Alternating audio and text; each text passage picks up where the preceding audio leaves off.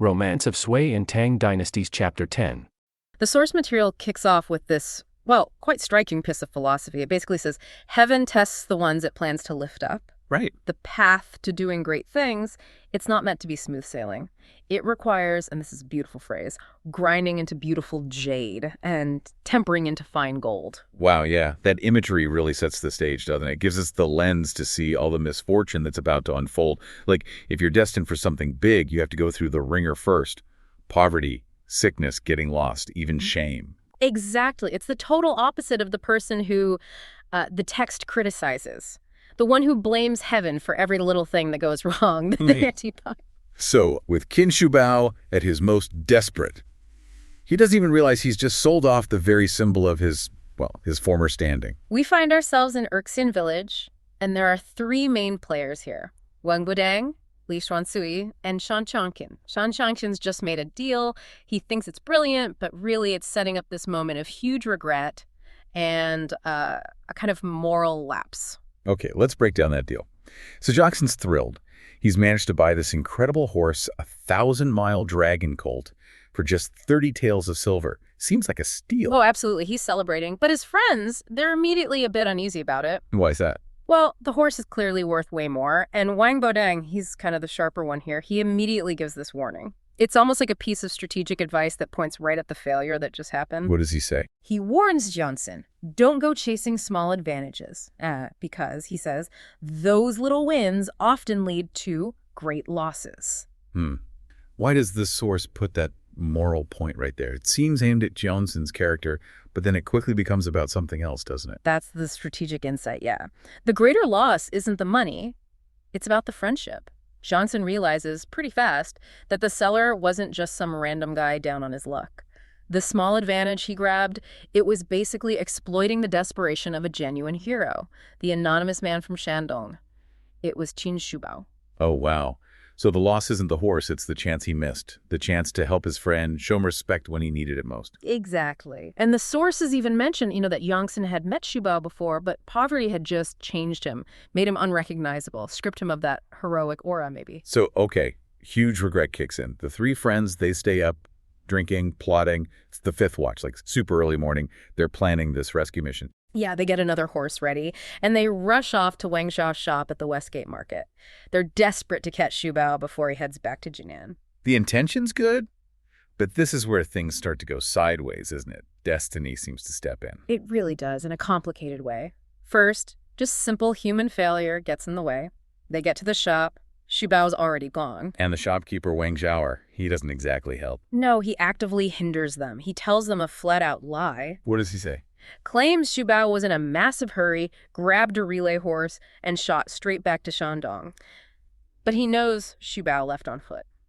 Burdened, poor, ashamed. Why do that? Why mislead them? Well, it creates this critical delay, doesn't it? If they knew Shi Bao was walking, maybe only a few liadao, they could have caught him easily, helped him. Right, prevented what comes next. But the lie buys time. And just as Yongsan is about to jump on his fancy new horse, the 1,000-mile colt, to chase him down anyway, bam, fate throws a wrench in the works. A huge one. This is the interruption, the really dramatic moment. A messenger gallops up. Terrible news. Devastating news. It stops everything cold. Shan Xuantin's own brother. He's been killed, shot by an arrow near Chan, fired by Tang Gong. Oh, man. So the pursuit is just over. Instantly. Instantly. He has to go mourn his brother Bao. The mission to find Shi Bao, completely abandoned. And you see, while it's tragic for Shi Yongsan, the narrative needs this to happen to Shi Bao. Needs it. How so? Well, think about it. If his friends had caught up to him then, he'd have been okay. Comfortable, probably, recovering with buddies. But the story seems determined to push him towards a totally different and honestly much more important encounter. It's almost like cruel irony. Just when help is about to arrive, fate slams the door shut, forces Shi Bao to face this refining process all alone. It really makes you wonder, doesn't it? If that tragedy hadn't struck Xiongsan. Yeah, would Shi Bao have ever met the person waiting for him? The narrative strongly suggests no. While his friends are dealing with their grief, Shi Bao is plumbing the absolute depths of his own misfortune. We shift focus from their drama back to the hero's lonely struggle. And the text is so specific about his suffering. It's not vague at all. We know he walked all night, but only made it about 5 lines. That's what, just over 2 kilometers? Barely anything. And he's not used to walking like that. He's a horseman. Plus, he's angry about the whole shop incident, frustrated, and then he gets lost in some mountain hollow in the dark. And then it gets worse. Oh, yeah. This is where that whole philosophy heaven testing its heroes gets very real, very physical. Misfortune piles on. It's not just being poor or lost anymore. Now he gets seriously ill. Right. The text is almost like a doctor's note.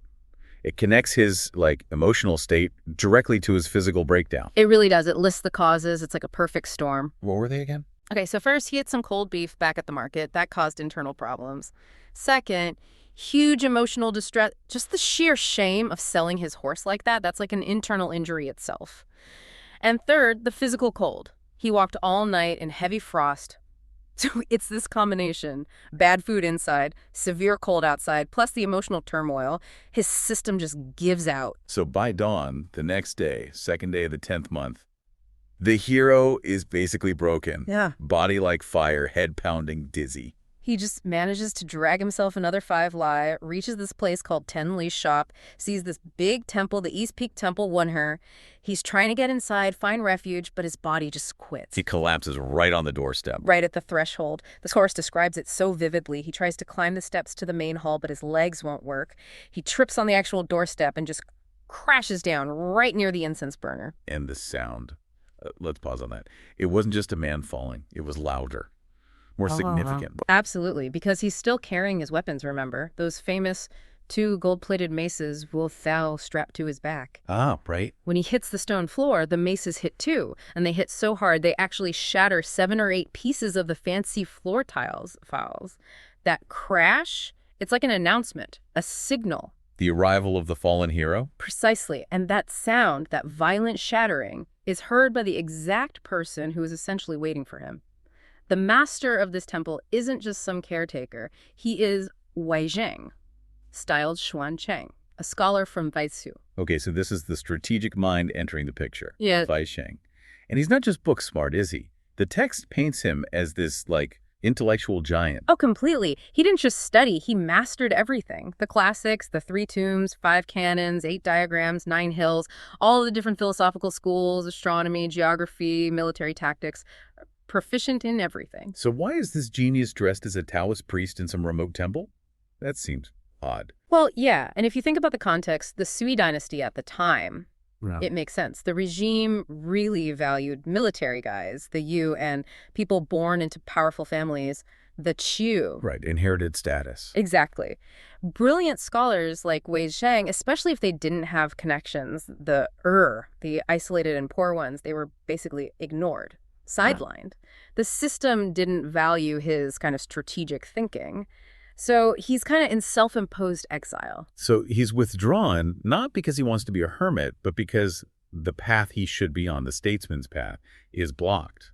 But he's not just sitting there meditating, is he? He has a purpose. He absolutely does. A friend, this Zhu Hongqi, apparently gave him a prophecy, said the Sui dynasty was going to collapse soon, and that a true man, a future ruler, had already been born. Okay. And Zhu Hongqi told Wei Zheng, look, you got the bones of a duke or a minister. You're meant for high office, not, achieving immortality. Your job is to find and gather the future king's assistants, the Yu. Wow. So he's actively recruiting. He is. His whole reason for being in Luzhu, in this temple, was specifically to meet people like Shan Xingzhen, and crucially to seek out several heroes in distress. He was literally waiting for a hero to fall down in front of him. Amazing. And how does he know this collapsed guy is the one he's looking for? It's not just a guess, right? Not at all. It's celestial confirmation. This is such a cool detail. Yeah. Wei Jing basically says, I was observing the heavens last night, and he saw that the gang star, the star representing a hero, is right over this location, Uyit. Whoa. Meaning, a great hero is suffering right here, right now. Xu Bao's absolute lowest point, his moment of shame and sickness, was literally a flare sent up into the cosmos, flagging him as essential. Incredible. So Wei Jing rushes out. Yeah. Xu Bao can't talk, right? He's too sick. Yeah, initially Wei Jing thinks maybe the guy's just drunk. I mean, loud crash, face all red from fever. Does it sense? But Xu Bao somehow manages to trace 2 characters in the dust on the floor tiles with his finger. Sick. That changes things. Instantly. It proves he's coherent, not just drunk. A man worthy of aid, of respect. And Wei Xiang doesn't just, give him some water. He knows exactly what's wrong. Right away. This shows his breadth of knowledge. He checks the pulse, does a quick exam, and nails the diagnosis. Shaoyang channel syndrome. Which matches what the text told us earlier. Perfectly. Confirms his analysis. Internal injury from the food, external injury from the wind and cold. He knows it's serious, but treatable with the right approach. His ability to go from reading stars to diagnosing illness. It shows his immense value. Strategic and practical. So the care he gives is really specific. Moves him to a quiet room, out of the draft, gives him medicine to make him sweat, right? Yeah, exactly. And he carefully takes charge of Xu Bao's few belongings, the silk, the robe, his papers, the bit of silver left. He's safeguarding not just the man, but his identity, his remaining dignity. And the maces, what happens to them? Ah, the maces. Yeah. Since they caused the big crash, Wei Xiang has them tied up securely with thick ropes and put in a corner of the room. But it's not just storage. The text says it's to ward off evil spirits and negative energy. So the weapons, the symbols of his power and his fall, now become protectors during his recovery. That's quite symbolic. Yeah. And does it work? Does Xu Bao recover? He does. The medicine works. He sweats out the fever. The next day, his head is clear. He can talk again. Wei Xiang nurses him back with simple rice gruel aya, but also, importantly, through conversation. They talk, they connect intellectually. So the bond forms, not just patient and caregiver, but allies. Exactly. The crisis leads directly to this crucial alliance. Qin Shubao, the warrior hero, literally collapses into the care of Wei Xiang, the strategic genius. It's the perfect fulfillment of that opening poem, isn't it? It really is. The absolute moment of being broken, sick, poor, lost, ashamed. That's the precise moment destiny connects him with the guide he needs for whatever huge role is coming next. And the setting itself is pretty loaded, right? Oh, absolutely. It's the East Peak Temple in Luzhu, and it's the 3 Yuan Festival, the 10th day of the 10th month. So this is a time when everyone's there to, well, show off their piety, their status. Makes Xu Bao's situation, his visible shame, even worse. He sticks out like a sore thumb. So let's get into just how bad it was for him. Yeah, the source paints a grim picture. 14 days, 2 full weeks, he's been sick, weak, barely functional. And his appearance, it's described as, well, awful. Unwashed face, tangled hair, basically rags for clothes. And the contrast is just brutal. This guy is from noble stock, right? Descendant of northern key officials?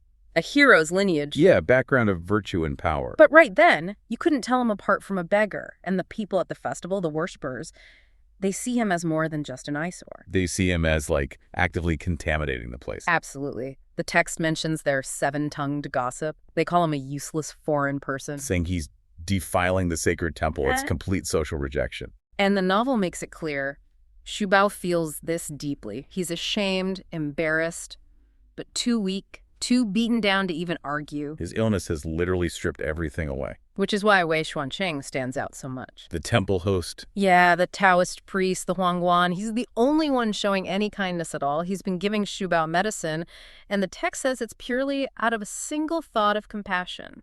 No other motive. And Wei Xuanqing's interesting because he's not your typical temple manager, is he? Usually they try to keep everyone happy. Exactly. Keep the peace, appease the rich patrons, don't upset the local toughs.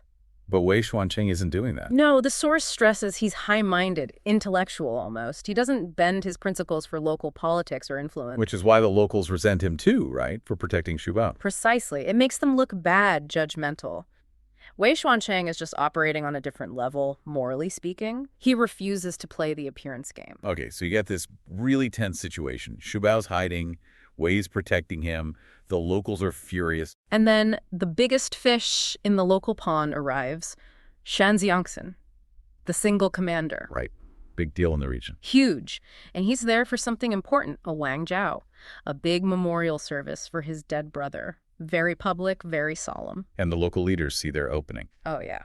They immediately go to Shan Xiangxin, pressure him, You got to deal with this priest, Wei Xuanqing. He's harboring this filthy guy during your brother's sacred ritual. They expect him to just lay down the law, side with them. But he doesn't bite. Not immediately. That's the first sign he's different. What does he say? He's measured. He says something like, I'll talk to him first. There will be reason. He avoids that knee-jerk reaction. It tells you he's got some wisdom. He's not just a strong man. Okay, so he doesn't just send someone else. He investigates himself. He does. He takes a tour of the temple. All right. And this tells you something about him before he even knows who the sick man is. What's that? He pays attention to details others would miss. While he's looking around, he spots something crucial. Hidden away, dark corner, behind the bell rack. The weapons. The double maces. Jian. But they weren't just lying there, right? There was something specific. Yes.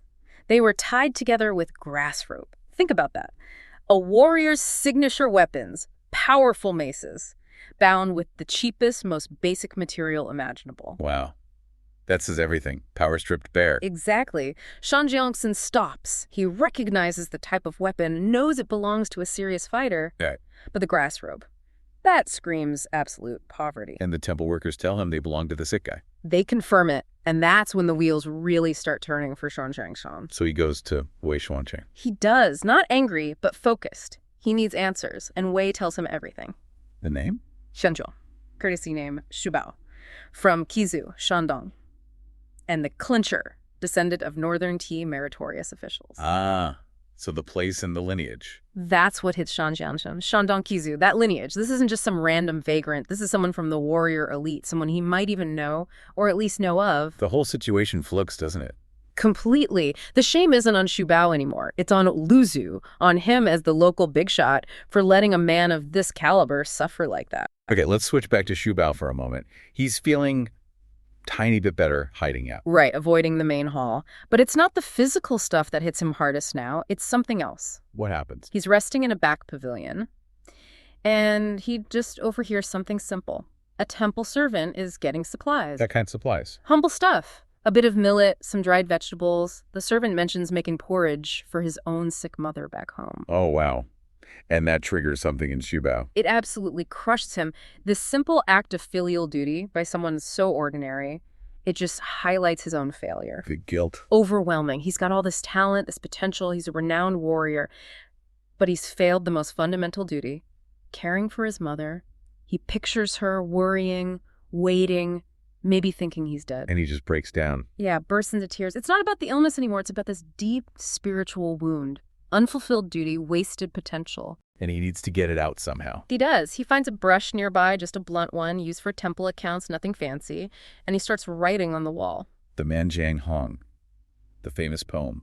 That's the one. But it's not about war or glory. It's a lament. About being trapped, blocked. What kind of imagery does he use? Really powerful stuff.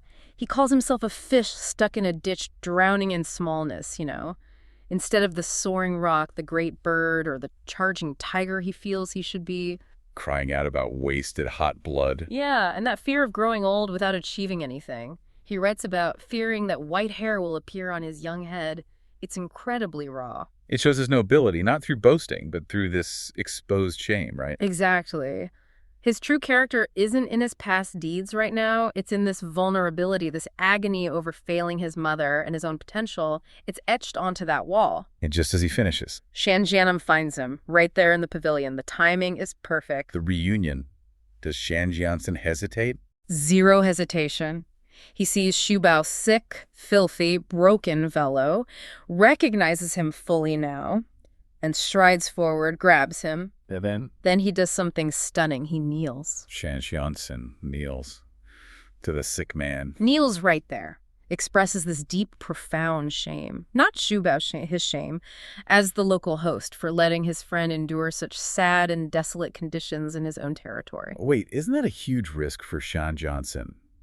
Socially. He's got this big ritual planned for his brother. He does, but for men like them, that bond, that brotherhood, Yiki, it trumps public ceremony. It trumps local politics. So kneeling isn't just apology, it's validation. He's saying, your honor is intact. I recognize you. Your suffering is now my burden. And then he says it outright. I would die for a friend. That's the ideal of Ziji, a friend who truly knows you, understands you completely. It's deeper than just friendship. wow. And he backs it up immediately. Instantly. Brother's ritual. Postponed. Yeah. He pays Wei Xuanqing generously for the medicine, the care, the interrupted ritual preparations. Then he gathers Shubao's few belongings. What was there? Not much. Couple bolts of silk, a purple garment, some official document, and about 10 taels of silver. and Shan Jiangxin looks at that silver. He knows what it is. He knows exactly what it is. It's the money Xu Bao got for selling that horse earlier. And when Shan Jiangxin sees that silver, it just confirms everything. The sacrifice Xu Bao made, the integrity he maintained even at his lowest point, it seals it. And the recovery. Immediate turnaround. No expense spared. Xu Bao is carried out with dignity in a covered sedan chair, mind you, to Shan Jiangxin's estate, the two worthies' estate, Erxianshui. And there, it's more than just medicine. Oh, much more. It's total restoration. Baths, fresh clothes, warm bedding, proper nourishing food. But also, crucially, companionship. Constant supportive talk, healing the spirit as much as the body. So Shan Jiangxin and Wei Xuancheng become... his ziji, his bosom friends. They proved their worth not when he was strong, but when he was at his weakest. That's the real test. Okay, so while Xu Bao is finally safe and recovering in Luzhu, we have to remember the reason for all this shame. His mother back in Shandong. Right, back in Kizu. And she's in a terrible state. No word from him. For months. She's convinced he's dead. The worry has made her physically ill. She's bedridden, just wasting away. But his community is still there for her, right? His friends. Absolutely. Loyalty runs deep there, too. 4 of his close friends come to visit her. Jie Runfu, Tang Wanren, Lian Ming, and Fan Jianwei. Ah, Fan Jianwei. The travel companion. He's the one who came back alone. Exactly. So the mother and the other friends, they're grieving, but they're also blaming him. Why did you leave him? What happened? They fear the worst, and they hold Fan responsible. So Fan Jianwei is in a tough spot. He has to explain. He does. And to clear Xu Bao's name, he has to confess his own mistake. It's painful. What does he tell them? He lays it all out. First, the delay in the capital. Shan, 2 months sorting out official papers. That wasn't Xu Bao's fault. Okay. Second, he tells them about Xu Bao's heroism at Lintong Mountain, rescuing the Duke of Tang, Li Yuan. An honorable act that it took time and effort. So far, so good for Xu Bao's reputation. Right. But then comes the hard part. Fan confesses he messed up with the money. Badly. Wow. In the confusion of parting ways, or maybe just carelessness, he admits he accidentally kept all of Xu Bao's travel money mixed in with his own things, and then he spent it. Oh, no. Yeah. Not maliciously, it sounds like, just a terrible, humiliating blunder. But it explains why Xu Bao was suddenly penniless, and Fan Yu, right there, repays the full amount he used. Wow. That takes guts to admit that. He takes the hit to restore his friend's situation. It's a big character moment for Fan Jianwei, too. But the mother's reaction, that's really something. She doesn't just take the money. No. For her, the duty, the filial responsibility, it overrides everything. She tells Fan Jianwei to take that silver he just repaid and use it all as new travel funds. To go find him. Immediately. She's sick, weak, but she writes a letter. Her only focus is getting her son back safe, restoring his honor, letting him fulfill his duties. The money's just the tool. Her son is the priority.